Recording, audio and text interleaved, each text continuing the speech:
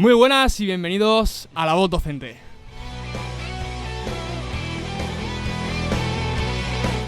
Un programa que realizamos alumnas y alumnos de la Facultad de Educación para toda la comunidad educativa.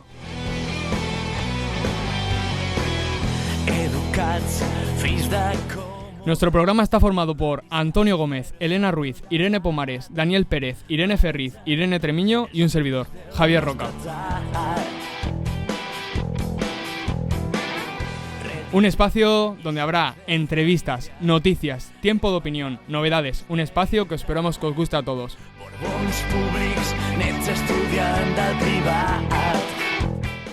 Comenzamos.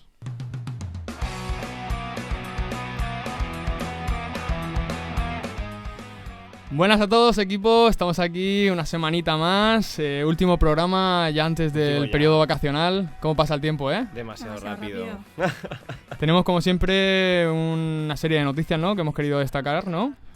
Sí, pues mira, la primera nos viene desde El Mundo, del 7 de diciembre, una noticia que dice que las aulas del emprendimiento en FP y una asignatura en primaria se va a usar para fomentar la creatividad y la innovación. Y eso me parece una idea bastante interesante. Sí, la verdad que la Comunidad de Madrid puso esta iniciativa en marcha en el curso 2017-2018 y bueno, pretenden FP impartir unas clases para que los alumnos puedan desarrollar sus proyectos y sea un espacio en el que poder de manera conjunta hacer sus proyectos realidad, no simplemente que se quede ahí en el aire. Y en educación primaria se pretende implantar una asignatura que se llame Creatividad y Emprendimiento. Y bueno, por ahora el proyecto es voluntario y Madrid será la primera comunidad en la que esta asignatura pues comience a impartirse. Sí, he visto que depende de cada centro elegir si quiere seguir con este proyecto, ponerlo en marcha. Yo lo veo una opción bastante buena, ¿no?, de trabajar la creatividad. En Madrid en Simo vimos una manera de trabajar la creatividad con los concursos estos de creatividad que hicimos, ¿te acuerdas? Es verdad, sí, con lo de las tablas de madera, eso era bastante interesante. Era una pasada, es decir, era como una empresa, ¿no?, que iba a los colegios de manera voluntaria y preparaba a los alumnos para como un concurso mundial sobre la creatividad. Entonces los chavales se iban preparando, agilizando su mente, etc. Y luego llegaban y en cuestión de 5 minutos le presentaban una dinámica. Que era, por ejemplo, representar una escena de una película del Titanic y tal, no sé qué, pero con mimos, solo pudiendo... Le ponían como una serie de... Sí, una serie de ítems que tenían que seguir y unas reglas para que, sin saber lo que tenían que hacer antes, en 5 minutos prepararlo. Una obra, un dibujo, lo que fuera. Entonces era bastante manipulativo, así, a nivel creativo, que no solo tenían que redactar ni nada, podían usar cosas con las manos y con su propio cuerpo. Y me parece una opción bastante viable. A mí es que era en 3 minutos, tío. Era en 3 minutos. Era como el juego este que tienes que construir la torre más alta con una pajita, un metro de cinta o algo así. Es decir, guapísimo, tío. Y qué mal nos salió a nosotros. A nosotros nos salió porque no hubo trabajo en equipo, que es lo fundamental de ese proyecto. Empezamos ahí cada uno a decir sus cosas y al final se nos comió el tiempo. Esta asignatura es eso, buscan una manera de trabajar todos en conjunto y llegar a un fin común y desarrollar esa idea, pero todos juntos. Es que algo que se trabajaba en las tutorías y que se ha perdido, se debería trabajar de manera interdisciplinar en todas las asignaturas que tuvieran un espacio de creatividad o algo. Porque yo, por ejemplo, en el año pasado, el centro de prácticas en el que estaba, no se experimentaba en clase porque manchaba el aula. Y dices, ¿cómo no puedes hacer eso? ¿Sabes? Que se aprende equivocándose, no siguiendo las reglas todo el rato. Es como muy cerrado, ¿no? Pensamiento muy dirigido. Pues súper bien esto que tienen aquí en Madrid, que están poquito a poco implementando. Además, los alumnos que terminen el FP durante 3 años pueden estar utilizando las aulas si quieren luego desarrollar su proyecto empresarial, su idea de negocio. Tenemos más noticias por ahí, ¿no? Sí, esta viene del diario La Razón, del 3 de diciembre, y dice que educación obvia a sanidad y sigue sin enseñar a usar un desfibrilador a los alumnos de la ESO. Pues sí, la verdad es que eso me ha llamado bastante la atención, porque dice que en el decreto del uso de desfibriladores de 2007 se preveía la enseñanza de su manejo y la reanimación cardiopulmonar en caso de que en los centros ocurriese cualquier tipo de problema. Y de momento, pues yo, por lo menos lo que he visto en mi zona, para nada. No he visto aún un DESA, que es como se abrevia, desfibrilador semiautomático DESA. No he visto ninguno, y la verdad que con lo sencillos que son de utilizar, porque yo he cursado TAFAD y tuvimos la oportunidad de hacer el cursillo, son súper fáciles, muy útiles, porque en caso de emergencia, la verdad, lo que hay que hacer es, primero, no perder La compostura. Claro, la compostura, el seguir el pas, proteger al atleta, socorrer. Sí. Y en ese momento, cuando sacas el de esa, lo hace casi todo solo. O sea, llama Sí, al sí, sí, 112, sí, sí. Es una pasada. solo tienes que pegar las pegatinas donde te dice que está bien todo indicadito, y con lo que poco costaría y lo que nos podríamos ahorrar, Sí. yo creo que sería una medida que creo que deberíamos impartir, pero ya en casi todos los Sí. centros, por Sí. decir en su totalidad. Además, yo vamos. creo que no cuesta nada impartir, yo no que sea una asignatura, sino a lo mejor X horas del currículum, es decir, bueno, vamos a educar a nuestros alumnos en poder socorrer a una persona en el momento que necesite. Sí. Simplemente el poder hacer esos pasos previos que son vitales. Que es algo básico. Lo de la regla Claro. PAS, por ejemplo, es súper sencilla de aplicar. Se puede trabajar en nada, en una cuestión Y es fácil de unas de Pues eso, sesiones. para unos los alumnos niños. Exacto. de educación secundaria obviamente van a saber cómo actuar si se les ha enseñado. Claro, y en estos casos la verdad es que es una situación crucial, porque en el momento en el que ocurriría esa parada cardiopulmonar, para los que no lo sepan, hay un momento en el que el cerebro deja de recibir oxígeno por esa parada. Entonces, cada vez que pasa un minuto, se reducen las probabilidades de que luego se despierte o que haya un daño cerebral. O sea, no sé si Sí. era aproximadamente a partir de los 7 minutos de hipoxia del cerebro, había daños irreversibles. 7 o 10, ahora perdonadme los que me dieron el curso, porque ahora mismo no me acuerdo bien.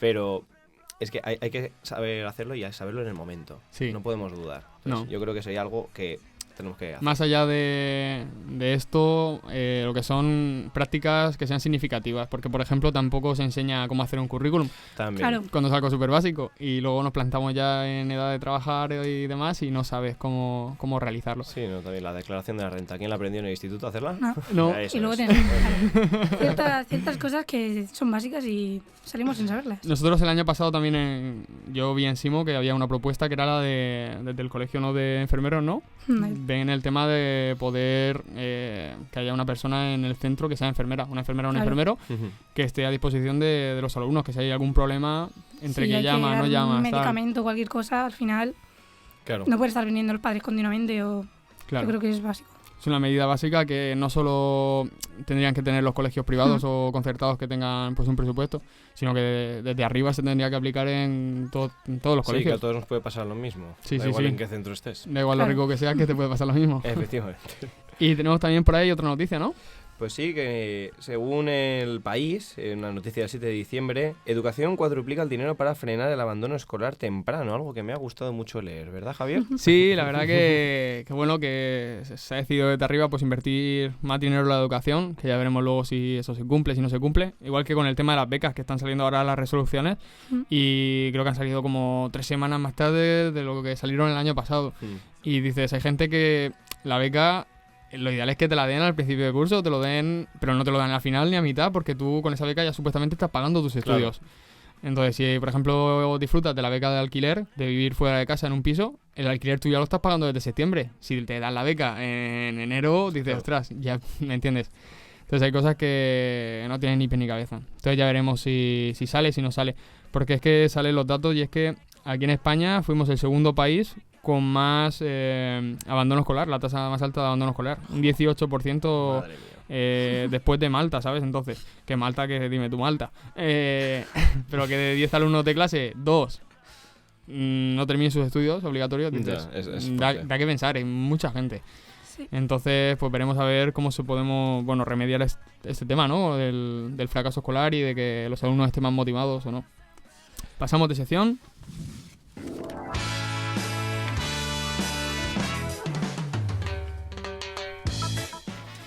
En el programa de hoy vamos a hablar de un tema muy interesante. Es una pena que no pueda venir Irene Tremiño, pues su TFG versa sobre las comunidades de aprendizaje. Pero bueno, tenemos aquí a un experto de la materia, Luis Martínez. ¿Qué tal? Buenas, ¿qué tal? Pues le hemos invitado al programa, es un estudiante de primero de carrera, ¿no? Sí. Ha empezado hace poquito, ¿no? Te vamos a hacer un par de preguntas así para romper el hielo, que ya te habitúes con la radio. Y bueno, por ejemplo, ¿por qué decidiste estudiar magisterio? Es una pregunta interesante, la verdad, pero ha sido una cosa que he tenido clara siempre desde hace bastante tiempo. Es decir, desde que, por ejemplo, yo estaba en el colegio, ya tenía esa inquietud por la docencia. Siempre ha sido una profesión que me llama la atención. Y bueno, pues eso, ha sido una decisión, yo creo, de toda la vida, que nunca he contemplado otras opciones así en serio. Y porque creo que es una profesión que es muy completa, es muy trabaja en muchos ámbitos y con la que puede generar un impacto social que yo creo que es bastante interesante. ¿Tienes familiares en la docencia? No. Es decir, ha sido No totalmente vengo de propio de ninguna. decir, venga, vamos a por ello. Exacto. ¿Tenemos alguna pregunta más por ahí? Pues, ¿y qué es lo que más te gusta de la Facultad de Educación y lo que menos? Lo que más yo creo que las instalaciones son increíbles. O sea, Sí, la verdad que ¿Mm? es una facultad grande, es relativamente nueva, tiene una equipación, la verdad que bastante integral. Quizá lo que menos, porque está un poco alejada del campus, te aleja un poco de esa vida, de esas opciones que te ofrece el campus y a lo mejor pues es eso. La organización, lo que es la administración de la facultad también, las experiencias que he tenido bastante positivas. Sí, te acerca más a lo que es la vida de San Vicente. La gente que vive en pisos por ahí Sí. arriba y demás, pues sí que te pilla más cerca, el Mercadona, etc., los pubs. Pero sí que te aleja de ese ambiente universitario el campus, de todo claro, lo que se celebra ahí dentro. exacto. Bueno. La general, que es donde Sí. el centro, el tema de la zona esta de los poetas, que también hacen un mogollón de actividades. Es verdad. Y pues te pierdes un montón de cosas. Entonces, bueno, Estamos un poco ahí marginadillos. un poco aislados, pero bueno, ya veremos qué se puede hacer. La idea es que se vaya expandiendo el campus. Creo que están haciendo edificios por la zona de Renfe, por la zona de bomberos. La idea es que se vaya expandiendo. Sí, que ya no veremos. dejarnos solitos ahí al final de San Exacto. Vicente como, "Ay, Ya ahí". veremos hasta qué punto se amplía o no. Bueno, vamos a hablar pues de lo que hemos venido a hablar, que son las comunidades de aprendizaje. Decir para aquellos que las desconozcan que son un proyecto de transformación de centros educativos dirigido a la superación del fracaso escolar y la eliminación de conflictos, que es justo lo que estamos hablando ahora, del fracaso escolar y de cómo podemos paliarlo, porque es algo súper importante y que nosotros, por ejemplo, yo en mi colegio no vivo en ese contexto, pero yo, por ejemplo, tengo compañeros que año pasado estaban en centros CAES. Aquí Sí. en San Vicente, en Alicante creo que el Virgen de Remedios CAES, por ejemplo, Sí. Ujú. y había 30 alumnos, de los cuales iban 5 a clase, pero luego iban todos al comedor y decías, ostras, no vienen a clase, van al comedor porque tienen la ayuda. Había ahí como un poco de dilema. Ya te digo, ¿qué podemos hacer? ¿Cómo trabajan estas comunidades de aprendizaje? ¿Qué se puede hacer desde arriba? ¿Qué se puede hacer desde el aula? Por eso nos hemos traído aquí a Luis a que nos cuente un poquito. ¿Realmente qué son las comunidades de aprendizaje? Las comunidades de aprendizaje son centros que deciden basar sus prácticas educativas y su administración en las actuaciones educativas de éxito, que nacen a partir de un informe que se llama Informe Included, que es una investigación que se hizo a nivel europeo en un programa marco europeo con una inversión de aproximadamente unos 3 millones de euros. Fue una investigación científica que tuvo una repercusión, la verdad que bastante importante. Sí. Entonces, de ahí sacaron unas cuantas conclusiones que son pues esas actuaciones educativas de éxito. ¿Por qué son importantes? ¿Por qué se están llevando a las aulas? ¿Por qué se están formando los profesores? Primero, porque al estar basadas en un informe científico y estar comprobadas, está demostrado que esas actuaciones generan un éxito en el aprendizaje, favorecen la inclusión, favorecen la eliminación de los conflictos en cualquier contexto. Entonces eso es lo que más potencia estas actuaciones. Porque yo, por ejemplo, ahora estamos en un punto en el que la innovación educativa pues eso está en un auge bastante fuerte, salen muchas prácticas, pero claro, esas prácticas, si yo las llevo a mi aula, ¿van a funcionar? ¿No van a funcionar? Claro, ¿en qué contexto estamos hablando? Las actuaciones educativas de éxito, lo bueno que tienen es eso, que lo lleves al contexto que lleves, van a funcionar y están comprobadas. Es decir, precisamente los primeros centros que consideran que es bueno incluir esas prácticas en su rutina diaria de centro son centros en los que tienen una conflictividad elevada o tienen un contexto lo más difícil. Es decir, se han acogido a este modelo educativo, por así decirlo, como un último recurso. Ahora, por ejemplo, comentaremos un centro que le pasó esto. Y realmente eso han empezado a implementarse en sitios donde realmente el aprendizaje estaba muy complejo para llevarlo a cabo. Y es eso. Sí, la verdad que es interesante. Es decir, nosotros vemos, por ejemplo, que queremos aplicar gamificación, queremos aplicar aprendizaje basado en proyectos o en el juego, etc. Pero realmente tú tienes que reflexionar antes de aplicarlo y decir, realmente lo correcto, es decir, está guay hacerlo, sabemos que en otros centros funciona, pero en mi centro funciona, es el contexto adecuado, mis alumnos necesitan esto, no lo necesitan. Sí, el capaz de poder ser medido con datos, como bien decías, eso también es una característica que me ha gustado mucho, porque la mayoría de veces sí que dices, pues sí, voy a utilizar esto porque lo he visto en una clase, ha funcionado y parece guay. Pero no tienes un conjunto, no tienes una media de lo que estamos tan acostumbrados de ver esos valores, esas gráficas en las que guiarnos, de decir, pues sí, esto va a funcionar porque en el 70% de los coles va bien. Entonces me atrevo a hacerlo, ¿no? Pero Claro. si tienes esa facilidad de, bueno, ¿dónde podríamos ver eso? Ese respaldo. Sí, ese respaldo. Ahí, pues, la página web de Comunidad de Aprendizaje se llama comunidaddeaprendizaje.net, Ujú. en la que hay pues muchos materiales, es decir, lo que se plantea en todas estas páginas es divulgación. Sí. Hay muchos materiales para formarse, sobre todo son materiales científicos, eso está bien porque no los ha escrito un autor que dices, ¿este quién es? Claro. No es un profesor. Hay un Son- respaldo detrás. Exactamente, son investigadores del CREA de Barcelona, son investigadores científicos que tienen un respaldo de la comunidad científica. Es decir, lo que han hecho está comprobado, está avalado por todas las voces de la comunidad, no solo por profesores, sino por los alumnos, las familias, que han avalado que esas prácticas funcionan. Entonces, pues eso es lo interesante, que es algo que es universal para todo el mundo y que sabemos Claro. que funciona y funciona muy bien. Pues entonces ya sabemos dónde tenemos que ir a buscar, ¿no? Sí, Apuntar la la página clave. web, porque esto puede venirte tanto de recursos como de bibliografía para Exacto. los trabajos. La verdad es que está Es bastante importante que los profesores trabajen, pero también muy importante que los tres pies de la comunidad, que son profesores, alumnos y padres, estén activos y velen por ese derecho de educación y la mejora de este, ¿no? Entonces, nuestro invitado tuvo la oportunidad de asistir recientemente al 7º Encuentro Internacional de Comunidades de Aprendizaje. ¿Qué tal fue? Fue en Madrid, ¿no? En Madrid, efectivamente, ¿Qué tal? es un congreso que se hace a nivel internacional, que siempre se hace en España, pero acuden profesores e investigadores de todo el mundo.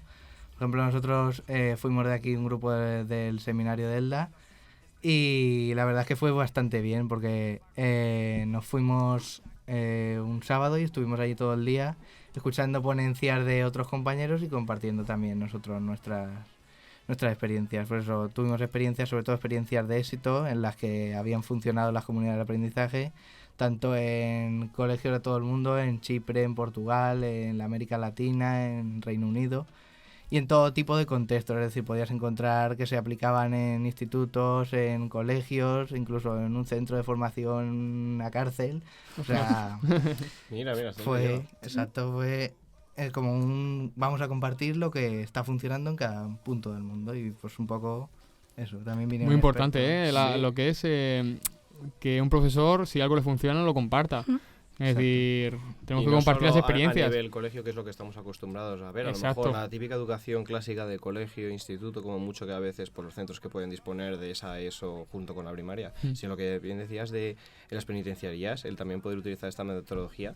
Si eres capaz de que funcione en diferentes ámbitos, es que es súper interesante. No es algo centrado solo para un tipo de edad, es que funciona en cualquier momento. Claro. Eso te puede aplicar tanto para educación primaria como para tu vida social, para lo que sea. O sea, eso me parece muy interesante. Y que sobre todo que tengamos lo de la oportunidad de conocer a más gente cuando en ese tipo de charlas, Sí. que sea internacional, a nivel internacional. Que se hace aquí, pero como bien decías, que eran personas de Sudamérica y todo. O sea, Cambia mucho la educación de ¿se las ve propuestas mucha que... diferencia? Exacto.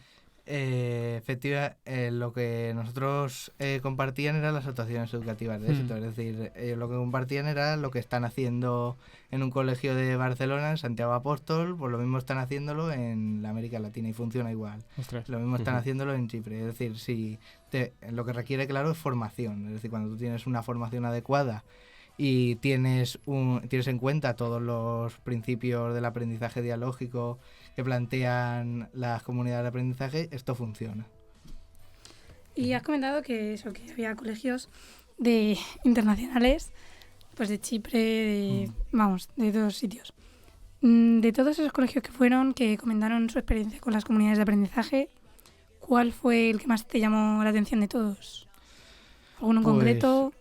Por ejemplo, podría comentar el de Chipre. Por ejemplo, el de Chipre fue bastante interesante porque nos comentaba el profesor que vino a hacer la ponencia que allí tenían un alumnado que era muy diverso. Es decir, venían alumnos de la parte africana, de la parte europea, es decir, tenían alumnos de muchos sitios. Y nos estuvo comentando cómo a través de las tertulias dialógicas consiguieron incluir a todos los alumnos en el aprendizaje del aula, leyendo libros, adaptados cada uno a su idioma, y cómo pudieron pues eso, potenciar el aprendizaje y potenciar el que estuvieran incluidos en una clase. Y pues eso fue una experiencia, la verdad, que bastante interesante. Y también lo que estabas diciendo, que comparten, por ejemplo, un colegio de Barcelona con el de Chipre, que usan la misma metodología. ¿Había algún tipo de prerequisito? A ver si me explico bien. Al igual que a lo mejor instalas un sistema operativo que tiene unas capacidades en un ordenador que tiene un rendimiento. Sí, ha salido la faceta friki de Daniel otra vez. ¿Necesitas tener algún tipo de objetivo cubierto antes de realizar estas metodologías? Quiero decir, ¿para hacerlas necesitas haber dado previamente antes, preparar a los alumnos, o tiene que haber algo base sobre el que aplicarlo? Realmente lo que necesitas es tú formarte, es decir, saber pues cómo se hace un grupo interactivo, cómo se hace una tertulia. Luego a los alumnos por eso les explica, vamos a hacer una tertulia que en la que vamos a trabajar esto, os voy a dar un libro, tenéis que seleccionar un fragmento y tal. Y sencillamente lo pones en marcha, no requiere ni comprar ningún recurso especial, ni o sea, tú lo haces en tu aula y ya está, ¿eh? Es decir, por ejemplo, los grupos interactivos sí que requieren un voluntariado. Los grupos interactivos es parecido a los grupos cooperativos, pero que en cada grupo hay un familiar de los alumnos, es decir, se incluyen ahí a las familias. Entonces ahí pues sí que tendrías un condicionante con las familias.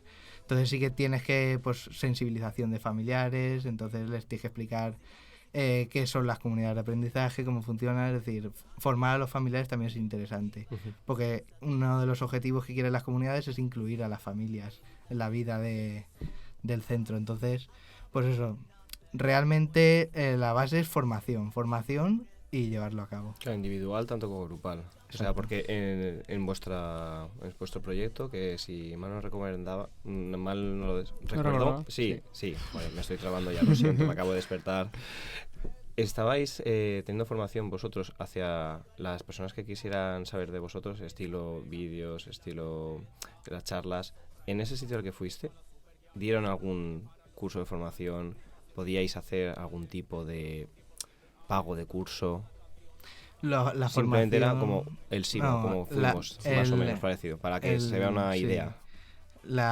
El Congreso de Madrid sencillamente era eso, una puesta en común como de las experiencias de los centros. Vale. Realmente, porque eso alguna vez sí que salió en las preguntas, de si alguien quería formarse en comunidades, no era el sitio ideal para formarse en comunidades. Es decir, tú para formarte en comunidades sí que tienes que recurrir pues a un seminario de formación o una formación que se pida en un colegio, que vayan porque hay un grupo de formadores o lo que sea. Pero eso estaría bien, eso me gustaría ver si fuéramos capaces de hacerlo en nuestras aulas. Sí. Y bueno, yo tengo una pregunta que me ha surgido ahora sí. Quiero decir, entre colegios, obviamente no todos están aplicando esto a las comunidades de aprendizaje. ¿No crees que puede existir un desnivel en cuanto a la formación? Es decir, los colegios que, por así decirlo, están impartiendo una educación como demasiado estricta. Sí.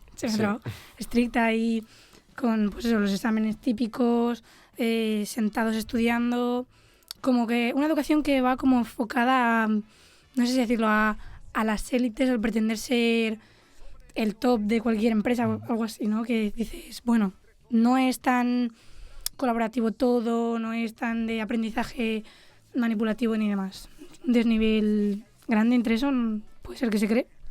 Si no se aplica en todas las escuelas. Efectivamente, las escuelas en las que se están aplicando pues son o profesores que deciden ellos hacer eso, porque realmente una comunidad de aprendizaje, cuando todo el colegio dice vamos a convertir nuestro colegio en comunidad de aprendizaje, eso lleva un proceso, hay que crear unas comisiones y tal, pero luego cada profesor pues puede decidir, pues yo voy a hacer grupos interactivos con mis padres en mi aula, voy a hacer tertulias, si se suma el profesor de al lado pues lo hago con su clase. Pero lo que quiero decir es más enfocado a, bueno, en estos centros sí que es todo más lúdico, ¿no? Más interactivo, más dinámico, más atractivo por alguna forma, ¿no? Decirlo, y quizá no tan exigente.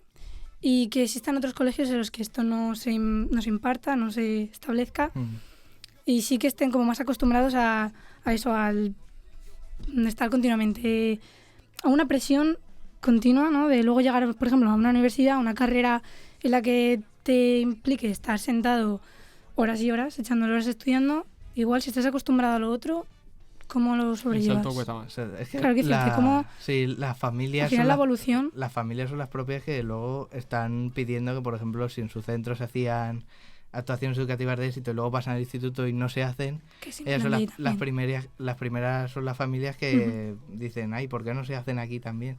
Es decir, también es un derecho de las familias el que, por ejemplo, uno de los derechos humanos es que todas las personas tienen derecho a participar en el progreso científico y a beneficiarse de él. Entonces, si hay un informe científico que dice que lo mejor en educación es esto, las familias son las primeras que están diciendo, oye, nosotros queremos que se implique esto. Evidentemente, aplicar las actuaciones educativas de éxito es perfectamente compatible con cualquier gamificación, es decir, no es nada cerrado que tengamos que trabajar así.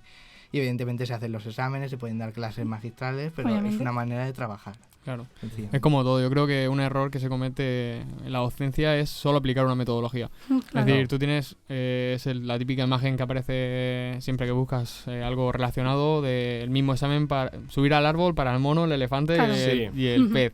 Es decir, tú tienes que aplicar diferentes metodologías y cada alumno pues captará más o menos de una o de otra, pero no limites solo a un tipo de alumnado. Nosotros en las clases, en todas se pueden distinguir 5 alumnos que son top. Es decir, esos van solos. Eso no hace falta tú que les den más o menos, pero que van solos. Luego tienes 15, que es el centro de la clase, que eso pues es tu objetivo, ¿no? Y luego tienes 5 que hagan lo que hagan, dan la tabarra y no prestan atención y hacen lo que quieren. Entonces, el objetivo no es que esos 5 vayan bien, ni los 5 últimos ni los 5 primeros, es decir, es que los 15 de medio tiren para adelante. Entonces, una vez tires ese núcleo van a tirar todos.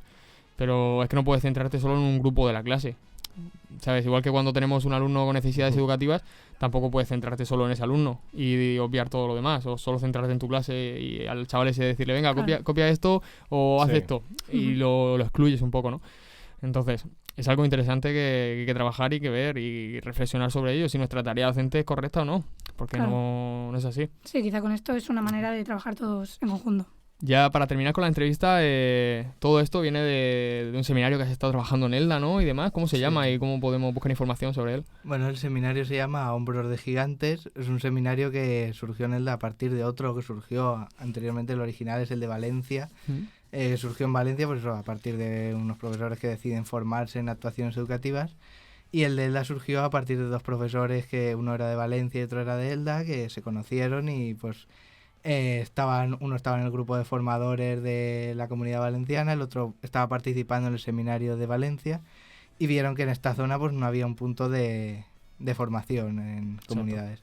Y pues nada, lo fueron moviendo con el ayuntamiento, con el cole y pues ahora han hecho un seminario que lleva desde el año pasado funcionando con una gran acogida, la verdad, que pues, empezaron con una ponencia de Rocío García Carrión del CREA de Barcelona. Y a partir de ahí, pues ha entrado, la verdad que bastante fuerte en la localidad de Elda. En el seminario hay, pues, en torno a unas 100 personas o así, entre las que hay tanto docentes, estudiantes, hay padres, monitores de colegios, es decir, hay una De todo. riqueza de voces que son muy interesantes. Que es importantísimo que nos sigamos formando, que no nos quedemos con lo primero que escuchamos, que seamos críticos y que la carrera pues está ahí, te la tienes que sacar porque tienes que tener un título para ejercer, igual que tienes que tener una capacitación, etc. Pero no podemos quedarnos cortos, es decir, nunca hay que quedarse satisfecho, ¿no? Siempre tenemos que ir a por más. ¿Esto qué ha supuesto para tu futuro como docente? ¿Crees que te está ayudando? ¿Sí, no? Para mí ha sido, ya te digo, o sea, la carrera yo sí que es verdad que veo que muchas veces pues falta esa creación de sentido, ese hacia dónde estoy yendo, qué es lo que quiero. Y para mí el seminario ha sido pues eso, como una especie de brújula que me va guiando y que me da algunas pistas sobre lo que yo quiero en mi futuro docente. Entonces, pues eso, me está ayudando como una guía de lo que quiero. Perfecto. Amanecer, la mejor de las caricias, la peor despedida. Termina aquí nuestro quinto programa de esta segunda temporada. Agradecer aquí a mis compañeros Irene y Dani por estar aquí un programa más. Un saludo a la gente que no ha podido venir por unas o por otras. Y agradecer a Luis, claro. Sin él no habría sido posible hacer este programa sobre comunidad de aprendizaje. Un abrazo a Carlos Guillem, ahí en los mandos, el técnico máximo. Y nada, que paséis unas felices Navidades en familia y nada. Un saludo. Nos vemos al año que viene. Yeah, yeah, yeah. qué, pero y qué, pero y qué.